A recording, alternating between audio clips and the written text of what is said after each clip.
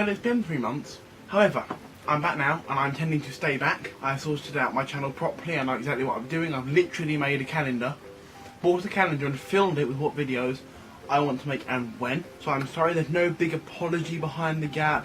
There's nothing other than the fact that I live and stuff happens. Anywho, on with the video. I want to explain just quickly about my channel. What I'm going to do is I'm going to leave a time link on my face. Click it and it will take you to when the topic of this video starts. So with my channel, my plan is, as you probably get from the new intro that I made, literally spent 2 hours on it, I'm going to upload fortnightly. So that's every 2 weeks. This week I'm going to do a sit down video. In 2 weeks time I'm then going to upload a reaction video. 2 weeks after that I upload another sit down video. That kind of, so videos alternate and I upload fortnightly. I'm then going to do like additional content with what I'm calling it, which is advice, Q&As, collabs and vlogs. There are going to be additional videos. If I upload one of those, it won't be instead of a video, it'll be on top of that.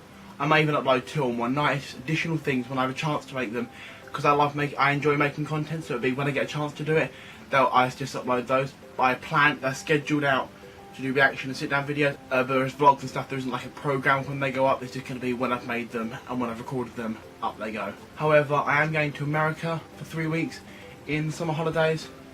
So there won't be a sit down or video or whatever video is at that time, because I'll be away. I'm not scheduling a video, that takes too long, because there will be a massive vlog. It's 3 weeks away in America. There'll be a massive vlog and then a reaction video the weekend I get back. I'm planning to upload either Friday or Saturday. What I mean by Friday and Saturday is I intend to upload Friday night to Saturday early, very early morning, so like 3 in the morning is when I have to have it uploaded by, in my opinion.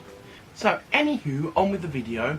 I want to talk about a particularly sensitive topic for a lot of people, which is anxiety. Now, I, being overconfident, possibly to a major fault, don't tend to suffer. I don't actually suffer from anxiety at all. The only time I ever had any form of like panic attack style thing was when year 5 I got left on a train and my mother and brother had got off the train and I hadn't, and I panicked. That's the only time really I don't suffer from panic attacks.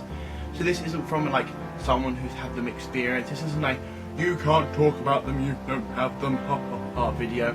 This is from someone who has friends who do suffer from anxiety and do have panic attacks and do have all kind of stresses around like just life itself, and how I've learned over the years from my mistakes. I've made a load of mistakes. A few tips to try and avoid making the situation worse, if that makes sense. Number 1, when someone's having an anxiety or panic attack, I think it applies to both, in my experience it does, although how much you want to, don't give them a hug, don't get close to them, especially if you're someone who's slightly larger like me. I wouldn't recommend, giving them a hug and getting close to them, because you're shrinking their personal bubble, and they're panicking anyway.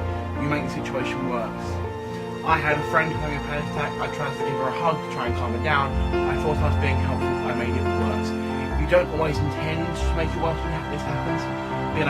It's not a rational thing. They don't see it as you're trying to comfort them. In some cases, they see it you as a threat.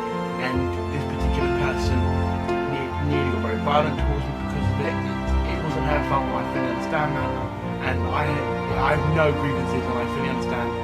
Because when you're in a state of panic, that your response is to lash out. So, just be mindful of, they're not, to them this isn't, you're comforting them, to them you are entering their space. However, I will point out, just for the point of, just because I need to, every person with anxiety is different.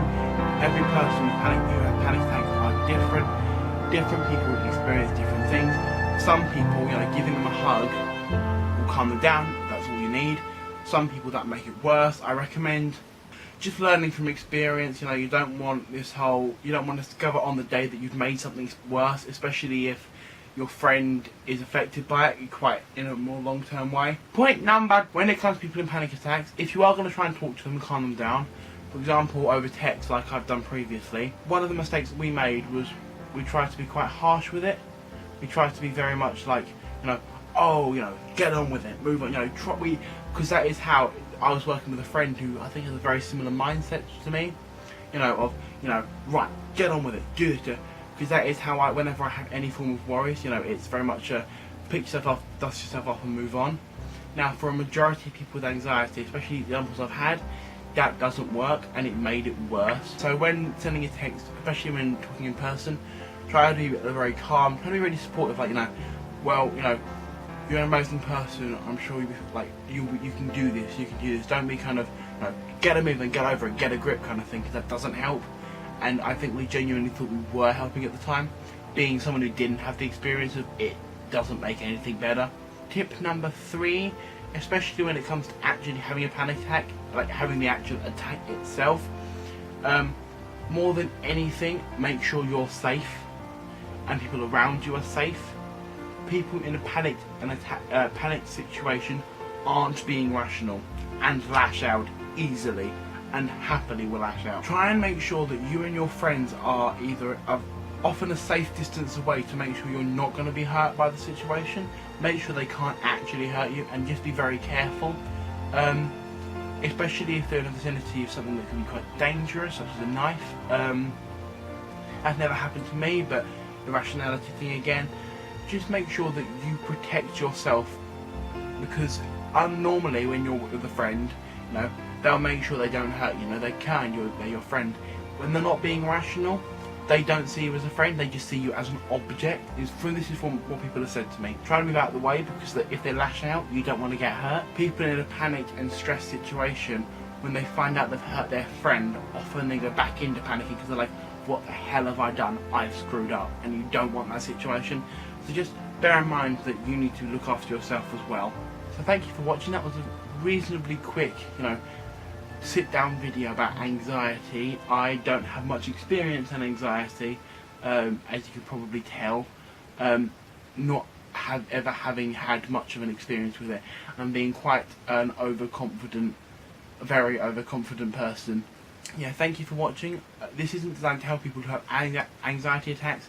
It's more to help the people who are trying to deal with anxiety attacks, who are often in a similar position I find myself in when it comes to anxiety attacks. But thank you for watching. Please don't forget to subscribe, and also I find it really helpful because in 2 weeks' time I'm doing a reaction video. If you could leave any videos or photos you'd like me to react to in the description below, I'll pull one up and I'll react to it.